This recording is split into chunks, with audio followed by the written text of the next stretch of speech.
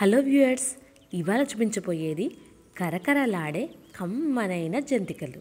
వీటిని చక్రాలు, మురుకులు అని కూడా అంటారు. పిల్లలు అమ్మా నాకు స్నాక్స్ కావాలి అనగానే త్వరగా తయారు చేసుకోవచ్చు. ఏ పండక్కైనా సులువుగా తయారు చేసుకునే పిండి వంట. మరి ఇంకెందుకు ఆలస్యం, మొదలు పెడదామా? వెల్కమ్ బ్యాక్ టు ఎంజే కమ్మని వంటలు. Let's begin. 1 కప్పు పుట్నాల పప్పును తీసుకోవాలి. అదే కప్పుతో బియ్యం పిండిని తీసుకోవాలి.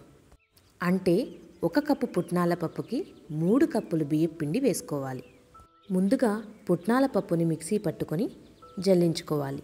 జల్లించుకోవడం వల్ల పిండి రవ్వగా ఉండకుండా ఉంటుంది. పుట్నాల పిండిని మొత్తంగా జల్లించుకున్న తర్వాత ఇప్పుడు మనం బియ్యం పిండిని తీసుకోవాలి. అదే గిన్నెలో బియ్యం పిండిని కూడా జల్లించి పెట్టుకోవాలి. ఇందాక చెప్పిన విధంగా 1 కప్పు పుట్నాల పప్పుకి 3 కప్పుల బియ్యం పిండిని తీసుకొని జల్లించుకోవాలి. ఉప్పు, వాము, జీలకర్ర, నువ్వులు, కారం అన్నీ వేస్తూ కలుపుకోవాలి. తగినంత ఉప్పు వేసుకోవాలి. 2 చెంచాల కారం వేసుకోవాలి. కారం ఎక్కువగా కావాలనుకున్న వాళ్ళు ఇంకొంచెం ఎక్కువగా వేసుకోవచ్చు. 2 స్పూన్ల వాము వేసుకోవాలి. 2 స్పూన్ల జీలకర్ర వేసుకోవాలి. మొత్తంగా కలుపుకొని ఉప్పు, కారం తక్కువైతే దాని తగ్గట్టుగా వేసుకోవాలి. కలుపుకున్న పిండిలో ఒక గుంత చేసి పెట్టుకొని దాంట్లో తెల్ల నువ్వులు వేసుకోవాలి. ఇప్పుడు 2 పెద్ద గరిటెల నూనెని బాగా వేడి చేసుకోవాలి. ఇప్పుడు ఆ నూనె తీసుకొని నువ్వుల పైన వేసుకోవాలి. నువ్వులు చిటపటలాడతాయి. బాగా వేడైన నూనె కాబట్టే నువ్వులు అలా చిటపటలాడుతున్నాయి. ఆ నూనె వేడికి నువ్వులు బాగా వేగిపోతాయన్నమాట. అందుకే ఒక గుంత చేసి నువ్వులు వేసుకోవాలి. ఇప్పుడు నిదానంగా ఒక గరిటెతో మొత్తంగా తిప్పుకోవాలి. చేయి పెడితే కాలుతుంది కదండి, అందుకే గరిటె వాడమన్నాను. ఇప్పుడు చేతితో ఉంటలు లేకుండా మొత్తంగా మిశ్రమాన్ని కలుపుకోవాలి. ఇప్పుడు ఒక గిన్నెలో నీళ్లు తీసుకొని నిదానంగా పోసుకుంటూ కలుపుకుంటూ అది దగ్గర పడేంత విధంగా కలుపుకోవాలి. ఒకేసారి నీళ్లు పోయకుండా నిదానంగా పోస్తూ నేను చూపించిన విధంగా కలుపుకోవాలి. ఎక్కువగా నీరు పోస్తే జారైపోతుంది. అప్పుడు మనం చక్రాలు వేసుకోవడానికి రాదు.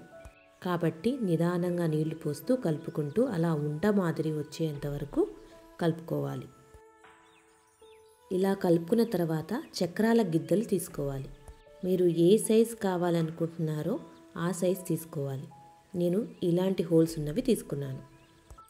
ఇప్పుడు కొద్దిగా నూనె తీసుకొని గిద్దెల లోపల మొత్తం పూర్తిగా పూసేయాలి. చేతిలో పిండిని తీసుకొని ఉంటలాగా చేస్తూ ఆ గిద్దెల లోపల పెట్టాలి.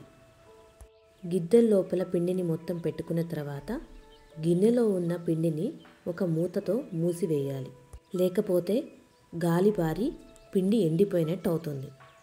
వేసే ముందు ఒక కళాయిలో తగినంత నూనె పోసుకొని బాగా వేడి చేసుకోవాలి. తరువాత మీడియం ఫ్లేమ్లో పెట్టుకొని చక్రాలు మొత్తం ప్రెస్ చేసుకోవాలి. ఒకవైపు వేగిన తర్వాత మరోవైపు కూడా వేయించుకోవాలి. ఈ కలర్ వస్తే చాలు, తీసేసుకోవచ్చు. మరీ ఎర్రగా వేయించుకుంటే గట్టిగా అయిపోతాయి. అలా కొద్దిగా పిండిని గిద్దెల్లోకి తీసుకుంటూ ఆ కలర్ వచ్చేంత వరకు వేయించుకోవాలి. లేదా ఒక గరిటెకి నూనె పూసుకొని గిద్దెల్లో ఉన్న పిండిని మొత్తాన్ని ప్రెస్ చేసేసుకోవాలి. తరువాత జాగ్రత్తగా ఆ గంటని తీసుకొని నూనెలోకి వేసేసుకోవడమే.